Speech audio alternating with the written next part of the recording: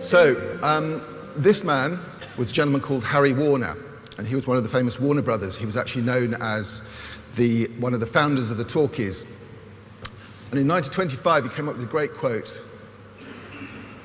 which is, "Who the hell wants to hear actors talk?" And the reason why I'm giving that example is, if somebody who was actually a founder of an industry found it very difficult to actually look within his industry at the time and come up with something which was really convincing and predictable and actually showed a real good understanding of what the industry was doing. It's very difficult sometimes for us in the middle of an industry like the talkies, and in this case mobile, to actually figure out what's going on. And what I'm going to try and do today is make some sense of that from a kind of overall perspective. Obviously I'm not going to go into the kind of detail that Robert was kind enough to share with us. So one of the things about mobile is that it's a great eater of other industries. It consumes, subsumes industries like you wouldn't believe. The first example of that is the pager. Second was the calculator. Just a quick show of hands, has anyone bought a calculator in the last year? Absolutely nobody. What else? The alarm clock. The number 3 use of the alarm clock in the under 25s of the mobile in the under 25s is the alarm clock. Again, has anybody actually bought an alarm clock in the last year? This is probably a good industry not to join, by the way. PDAs obviously have gone, been subsumed by mobile, and increasingly cameras as well. Nokia make more digital cameras a year than have ever been made in a non-mobile context. Now, when we talk about technology, there's basically 2 schools of thought, and hopefully a lot of you will be like this today, which will be convergentionists, which basically say, hey, bring it on, bring it all into my little device, and I can do whatever I want to every day, and it won't be that big fantastic. But the slightly more skeptical amongst us is what I call the separatista, who said, actually, you know, I can get a slightly better sound from my MP3 player, from my iPod today, than I can on the iPhone, and therefore I'm going to stick with that. I can get a slightly better photograph with my digital camera than I can with my mobile. This gentleman was is a man called Jim Richardson, and I was speaking with him in the US over the weekend, actually. And he was giving a keynote speech to a group of travel marketers. And Jim is a very old, 40-year-old experience in National Geographic, taking some of these sort of great photographs. One of his interests is particularly the Celtic world. And during a sort of discussion we were having about, you know, where are we going with mobile, where are we going with travel and everything, he actually made one of the most interesting points, I thought, of the whole weekend. And he said, actually, the most important camera you can have at any one point is actually the one you have with you at the time. Not necessarily the fantastic SLR, which makes a fantastic picture. It's actually the mobile you have with at the time, and that is increasingly the mobile, or the camera you have at the time. So what else is mobile going to overtake in the next few years or so? First of all, we've got video. I think you can see now a lot of the new mobiles have got video built in, and therefore it's going to overtake the actual specialist device. Mobile already has more devices in distribution already than the handheld specialist device for gaming. It's going to overtake the landline it already has in many countries, and increasingly we'll see people going mobile only, cutting the cord and not specialising in the landline at all.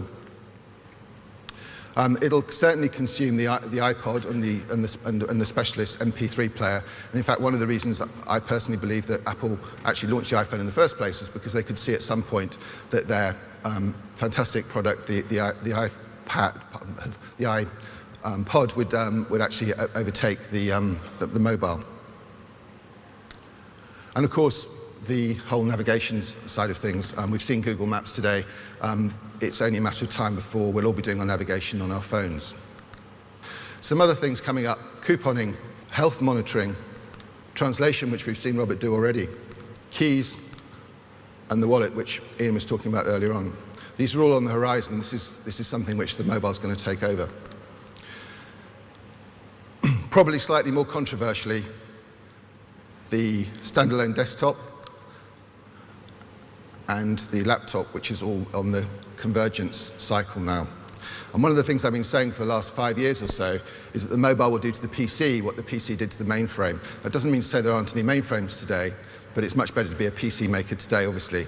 And the corollary is that it's much better to be in mobile in the future than it will be in the laptop. People say, well, hang on a second, particularly the convergenistas I was talking about earlier on, that's all very well, but how will you create Word documents, how will you create PowerPoint documents, etc. Now, I don't pretend to know what the tools are going to be, but I think we can get a glimpse of what those might be.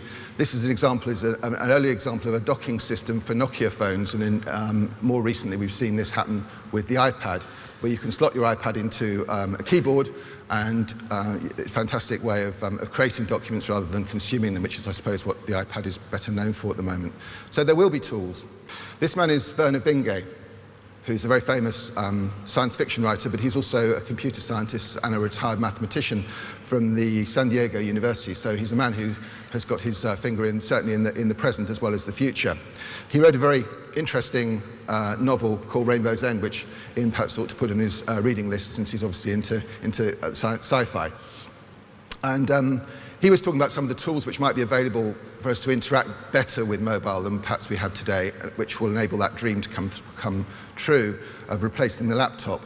And Rainbow's End has a kind of interesting scenario in the sense that it starts off with a man who is waking up, apparently, and what happened was 10 years ago or so he got Alzheimer's disease, and the beginning of the novel is him recovering from Alzheimer's, because society by that point has invented a cure for it. And they replace a couple of joints like his knees and his elbows or whatever, and he's actually equivalent to being a 40-year-old man, despite the fact he's over 70 at that point. But the basic problem he has is that he's missed out on the last 10 years of technology interface. And so he has to actually go back to high school and learn how to do it all. One of the scenarios he talks about being able to interact with the world is these contact lenses, which you can see on the screen.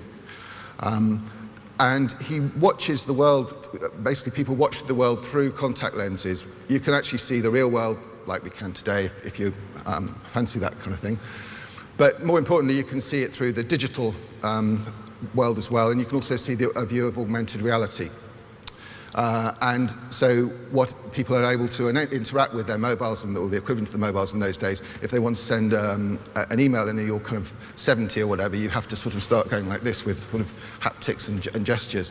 If you're a kind of cool kid who is 16 and you want to send an instant message to somebody, you kind of raise your eyebrow in a cool way and off it goes. So I think don't get too hung up on the idea of we need the current tools available to us in order to interact with the mobile.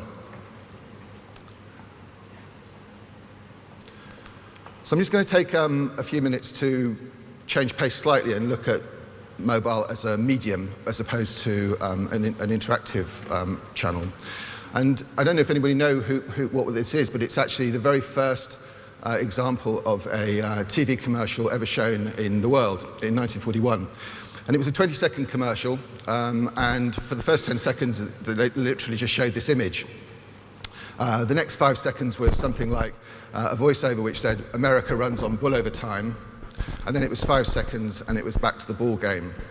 And the reason why I use that as a good example of a medium is because it's the very first example of a TV commercial.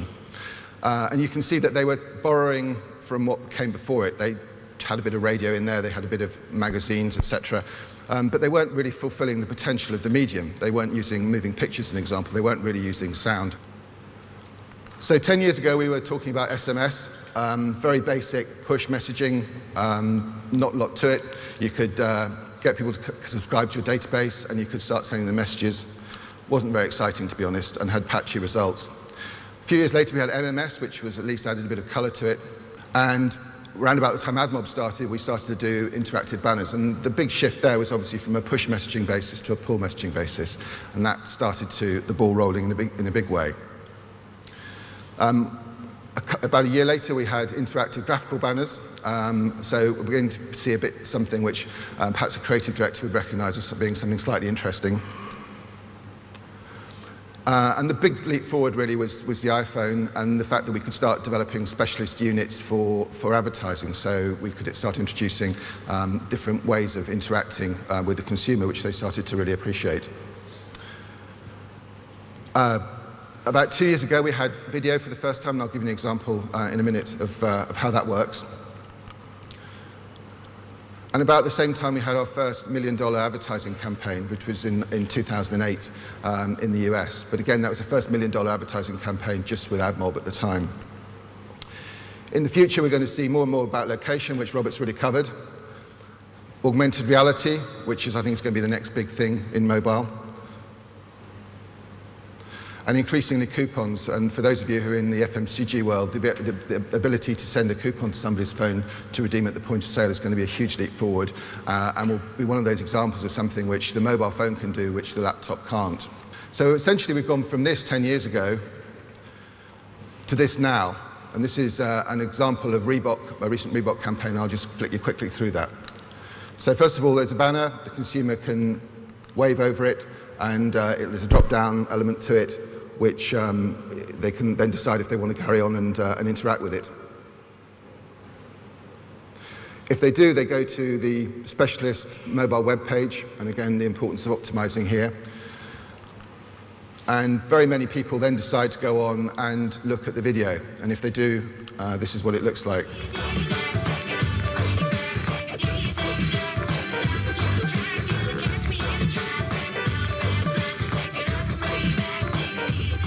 So you can see in just 10 years, we've come from something which is very, very basic, which doesn't really excite a lot of people, but kind of works some of the time, to something which is recognizably a medium in its own right, and that creative directors, when they start thinking about this, can actually really believe in their hearts that it's going to work, rather than just the understanding in their heads.